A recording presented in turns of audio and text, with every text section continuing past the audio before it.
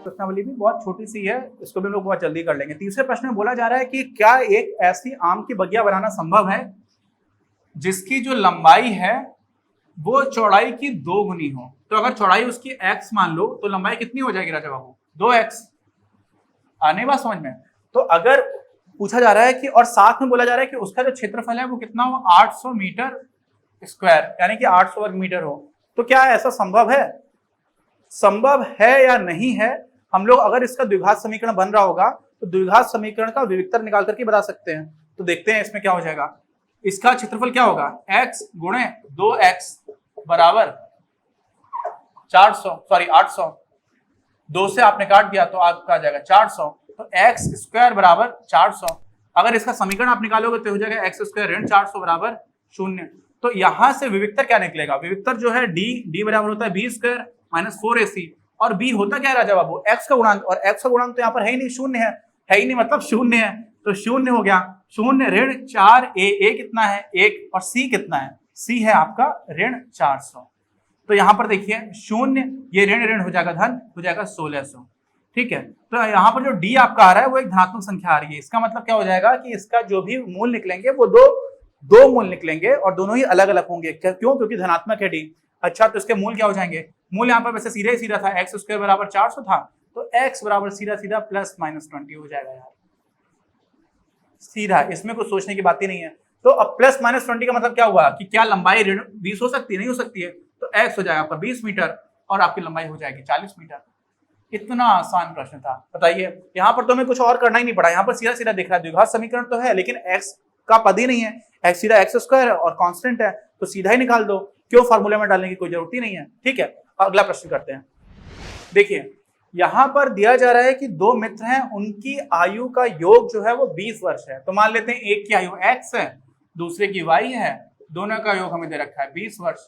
अच्छा, 4 वर्ष पूर्व उन दोनों की आयु क्या क्या होगी? तो 4 वर्ष पूर्व एक की आयु हो जाएगी x ऋण 4, दूसरे की हो जाएगी y ऋण 4, और बोला जा रहा है कि इनका गुणनफल, जो 4 साल पहले उनकी आयु थी, उनका गुणनफल है वो 48 के बराबर है।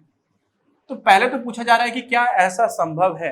अब संभव है कि नहीं है वो हम लोग कैसे कर पाएंगे? अगर द्विघात समीकरण बनेगा और उसका विविक्तर निकालेंगे, और अगर विविक्तर उसका ऋणात्मक आ जाएगा तो संभव नहीं होगा, अगर ऋणात्मक नहीं आएगा तो संभव हो जाएगा। तो देखते हैं क्या हो जाएगा। अब x धन y बराबर 20 है, तो यहां से हमें क्या मिल जाता है? यहां से मिल जाता है y बराबर 20 ऋण x। इसी को हम प्रतिस्थापित कर देते हैं यहाँ पर, तो यहाँ पर प्रतिस्थापित करेंगे तो क्या हो जाएगा? x ऋण 4 गुणे 20 ऋण x ऋण 4 बराबर 48। अच्छा, थोड़ा इसको सरलीकरण कर देते हैं, क्या हो जाएगा? 20 में से 4 चला जाएगा तो हो जाएगा 16 ऋण x कोष्ठक के अंदर बराबर 48। अब गुणा भी करा देते हैं, x का गुणा 16 में हो जाएगा तो 16x हो जाएगा, फिर x का गुणा आपका ऋण x में होगा तो ऋण x स्क्वायर हो जाएगा, ऋण 4 का गुणा 16 में होगा ऋण 64 हो जाएगा, ऋण 4 का गुणा ऋण x में होगा तो धन 4x हो जाएगा, और इस 48 को भी आप यहीं पर लेकर के आ जाइए तो हो जाएगा आपका ये। ठीक है, अब देखिए क्या मिलता है आपको? ऋण x स्क्वायर, पहले तो हम लोग सिर्फ सबसे बड़ा पद लिखते हैं मानक रूप में, फिर 16x है और यहाँ पर कितना है? 4x है, तो हो जाएगा धन 20x।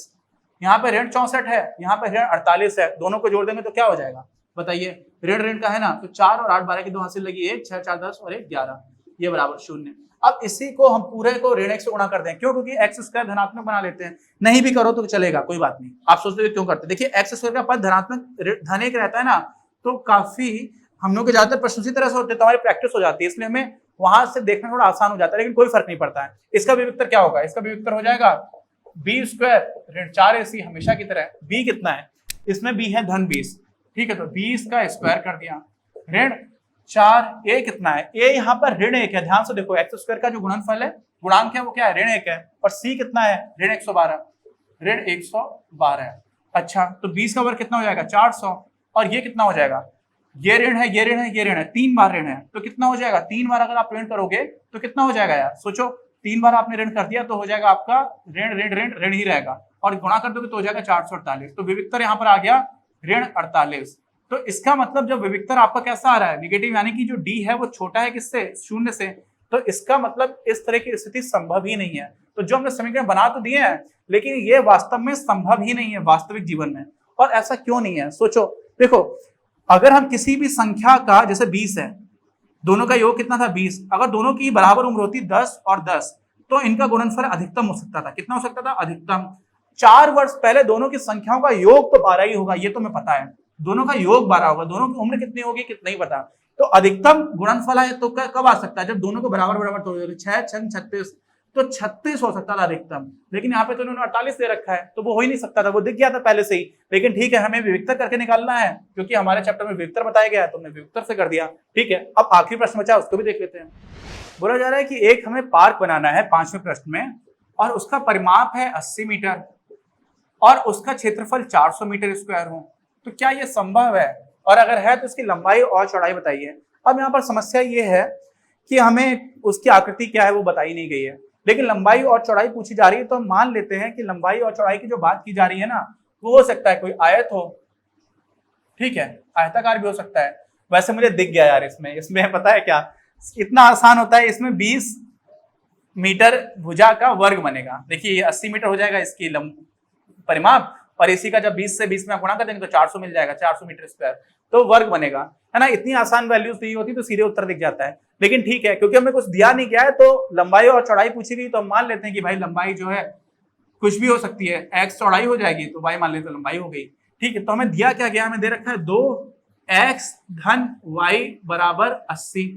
क्या हुआ इसका मतलब? ये आयत का परिमाप है, तो यानी कि x धन y बराबर क्या हो गया? 40। तो यहां से क्या मिल जाएगा? y बराबर आपको क्या मिल जाएगा? 40 ऋण x।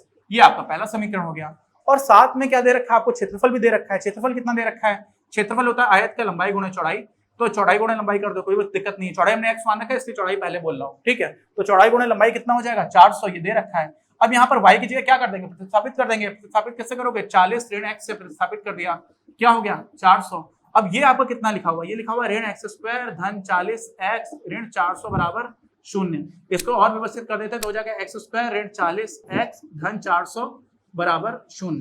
अच्छा, तो ये हमारा समीकरण बन गया। अब इस समीकरण के आपको क्या निकालने हैं? मूल निकालने हैं। तो ये संभव है कि नहीं है पहले तो ये पता करना है, तो विविक्तर निकाल देंगे। विविक्तर कितना हो जाएगा? b कितना है? ऋण 40, तो ऋण 40 का वर्ग कितना हो जाएगा? ऋण 40 का वर्ग ही लिख दो यार, टेंशन बहुत लेते हो। फिर क्या हो जाएगा? 4ac ऋण 4a कितना है? 1 है, c कितना है? ऋण 400 है। ऋण 400 है कि धन 400 है? धन 400 है। ठीक, तो ये कितना हो गया? 40 का वर्ग हो जाएगा 1600, आपने लिख दिया 1600। और ये कितना है? ये धन है, ये भी धन है, ये ऋण है तो ऋण हो जाएगा, तो ये भी हो जाएगा 1600।